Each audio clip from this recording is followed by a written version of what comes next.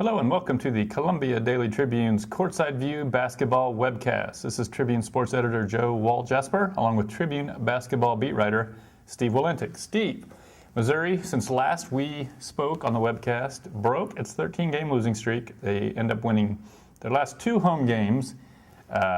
Big deal? Not a big deal. I think it's a small deal anyway. I don't think this team wanted to go into the offseason losing 18 in a row, and I think it's a big deal not to do that. I think you saw some signs of progress in those two home wins. Certainly, Naaman Wright having a big game against Florida was a real probably bright spot to the season. So in that sense, it was a big deal, but the reality of the situation is not that different.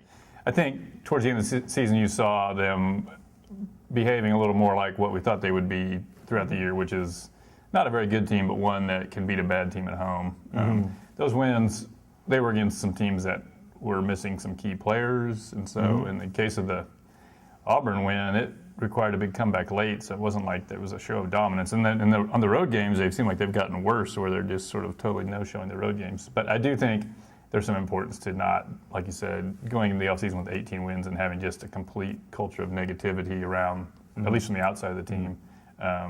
So, it's not great, but I do think it's somewhat significant. Let's look back and hand out some awards, Steve. All right. Who would you say Missouri's team MVP is? I think I might lean toward Keith Schamberger. I think Jonathan Williams has been Missouri's best player, and obviously he's their leading scorer and rebounder, but Keith has provided the little, veteran leadership that we have seen this season, and he's played more minutes than anybody. And certainly since Wes Clark went down against South Carolina a month ago, he's been virtually the only ball handler on a night in, night out basis, and he did win them the Auburn game. I thought he was fantastic in that game. Obviously hit the game-winning shot, but got them started decently offensively and was really big down the stretch in that game. So I might lean towards him. I could see an argument for Jonathan because he's had a lot expected of him. He hasn't been as consistent as Missouri has needed, or really as productive as Missouri has needed. That's not all his fault.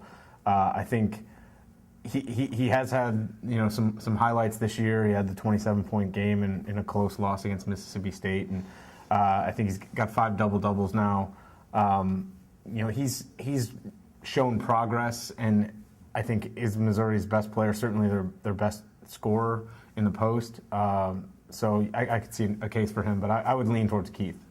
I probably would go with Williams. I'm not going to overthink it. In the middle of the season, he actually had an extended stretch of games where he was really good, and I really felt like, all right, Missouri's at least got this much figured out. He's the guy, and he's the guy you can depend on for double-figure scoring and 6 or 8 rebounds. Really fell off. You almost could see Missouri's fortunes mirror his. He really fell off in SEC play, but I think he is their best player. I would say the way Wes Clark was going, he probably would have been my pick if he hadn't got hurt. He seemed like he had finally got it and was bought in and really cared and was playing pretty well. So too bad that he got hurt, because I think he probably would have been Missouri's MVP. And then since they have all these freshmen and transfers, why don't we just lump it into one newcomer of the year? I mean, I think I'd have to stay with Schamberger for all the reasons I said. But if you're looking for somebody else who's a contender, I probably would go with Naaman Wright, just because I feel like he's the guy who is finishing the season strongest. He's not, he's had 4 straight double-figure scoring games, and obviously has won them really a couple of games. He had 21 points in the Chaminade win way back in Maui, and 28 points in the Florida game, and that was the high scoring total by a Missouri player this season. So, I think he's somebody who's shown a lot of progress, especially in the last couple of weeks, being willing to take the ball to the basket more, not just being a spot-up shooter, but also getting better at getting open around screens and moving without the ball. So he's somebody I probably wouldn't have put even in consideration a month ago. Because I thought he really hadn't done a whole lot, but he seems like he's come on lately and at least shown some late growth. When you haven't won very many games, you start saying, well, who actually has won them a game? He won them, definitely. the Florida game, and you obviously could say Keith Schamberger definitely won them the Auburn game. Since I didn't pick Schamberger as the MVP, I would go for him for newcomer year because he's played a ton of minutes, been pretty steady. It seemed like I think Anderson has liked what he's gotten out of him. Sometimes you wonder about fifth-year grad student, senior types, if when things start going bad, if they just sort of check out or play for themselves. But he really hasn't. I think he seems like he's been a pretty good teammate. Yeah, and I think they got as much out of him for 1 year as they could have hoped. You know, he's a guy who was playing at a lower level, obviously, at San Jose State and then Hawaii.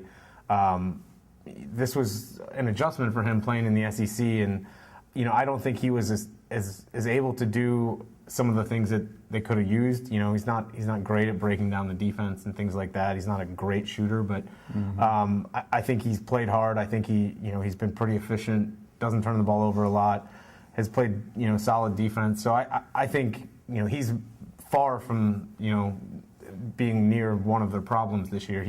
He hasn't been quite as big a difference maker as maybe they needed, but I think they did well by bringing him in this season. The other big news, obviously, around the Mizzou Athletic Department is the hiring of new athletic director Mack Rhoades. I mean, just maybe first impressions of the impact that might have on basketball. Well, I think it makes the possibility of a change, more possible sooner if that's going to happen. But I don't think it's still something that is going to happen or really should, be in any danger of happening in the next couple of years, because I think anybody who comes in is going to, even if Mack Rhoades wants, his guy or wants to put his stamp on this program. I mean, the reality of the situation is, if you step back and look at what Kim Anderson stepped into, this was a no-win situation, at least in the short term, for anybody. And I think stepped into is an interesting way to put it. Yeah. Well, I mean, I think it was not a good roster that he took over. It was there just wasn't a whole lot to build on, and I think anybody who's a good athletic director, and I think I said this on a previous webcast, is going to understand or should understand that this wasn't all about the head coach or what didn't happen coaching this year. I mean, there are bigger problems that need to be fixed, and I don't know if Kim Anderson will fix those or not. But I do think, regardless of whether he has a new boss, he deserves a little more time than a year or two to try to get that done. And so I don't think it changes that much, especially when there were people in support of Kim Anderson who were above the athletic director when he was hired. So I think basketball is not in the shape that anybody at Missouri wants it to be in. I don't know that it's going to get fixed next year, but I think you have to give, even if you're a new athletic director, you have to give the existing coach a little bit of time to try to clean some things up.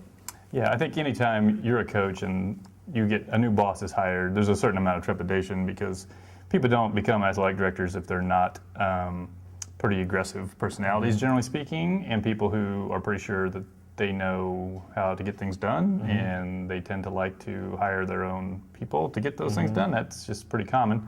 I think in this case, though, the fact it's just Kim Anderson's first year, I mean, it would be, to me, silly to even discuss it at this point.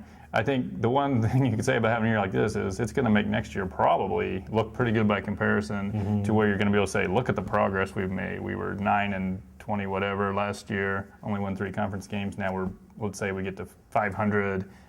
It's going to make it appear like now we're headed in the right direction. So if there's anything good to be gleaned from this year from Missouri basketball, I think it will make next year look better.